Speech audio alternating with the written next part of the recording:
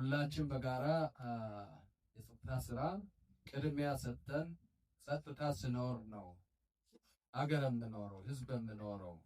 ሐዋሳ ደግሞ ለጸጥታ ተምሳሌት የክልሉ ከተማ ስለሆነች ይሄን ላደረጋችሁ አማካሪ ምክር ቤት፣ የንግዱ ማህበረሰብ፣ የጸጥታ አመራሮችና አባሎች ከልብ ምስጋናዬ ይድረሳችሁ። እየሰራን ያለው ስራ አመርቂ ውጤት አምጥተናል። አሁንም የዛሬ አፈጻጸም ግምገማችን ከጸጥታ መዋቅሩ ጋር ገምግመናል። ይሄ ውጤት በጋራ ያመጣነው ውጤት ነው። ህዝብ ደግሞ አሁንም አልረካውም የሚል ብዙ ጥያቄ አለ ከህዝብ። በተለይ ከወንጀል መከላከል ከስርቆት ጋር አልፎ አልፎ ከሚከሰተው ንጥቂያ ከሞተር እያጣራንና ተገቢውን ህግ ፊት የማቅረብ ስራ እየሰሩ ሁኔታዎች ቢኖሩ እነዚህ ለህዝቡ ምቾት የሚሰጡ ነገር አይደለም። በዚህ አካባቢ ነፍተን ህዝባችን በማንቀሳቀስ በመረጃ ስራዎቻችን በማጠናከር ተገቢው ጥበቃ ከዚህ የበለጠ ውጭ አድረን መስራት ነው የሚጠበቅብን።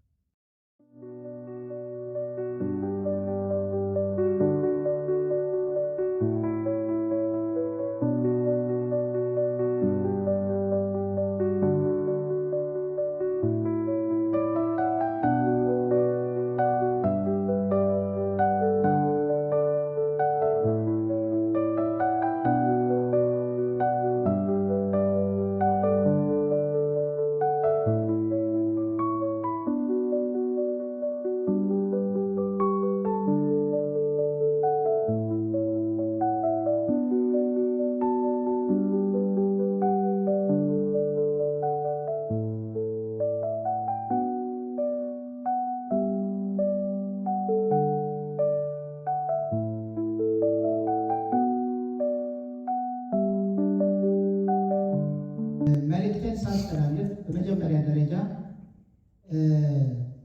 ሐዋሳ ከተማ ፖሊስ በሪፎርም በአዲስ መልክ ሲዋቀር በህግ ብቻ የሚመራ ከስሩ የተደራጁ የአመራር አካላት ወንጀል መከላከል፣ ወንጀል ምርመራ፣ በትራፊክ በኩል የተዋቀሩ በየደረጃው ያሉ እስከ ከተማ አዛዦች እና ማናጅመንት ድረስ ማን የት ምን ይሰራል የሚለውን ነገር በደንብ ስለምናውቅ አብዛኞቻችን ከወረዳ ጀምሮ የምንተዋወቅ ሰዎች ስለሆነ በህግና በመመሪያ እየተመራችሁ ስለሆነ በድጋሚ እንኳን ደስ አላችሁ ልል እፈልጋለሁ።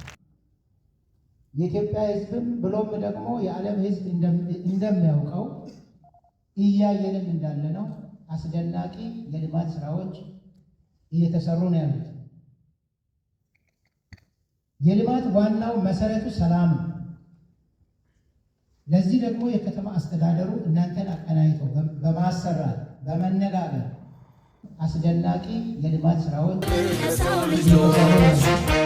የፖሊስ አርማዬ ሰላም ሰላም ሰላም ይስፈን ሰላም በኢትዮጵያዬ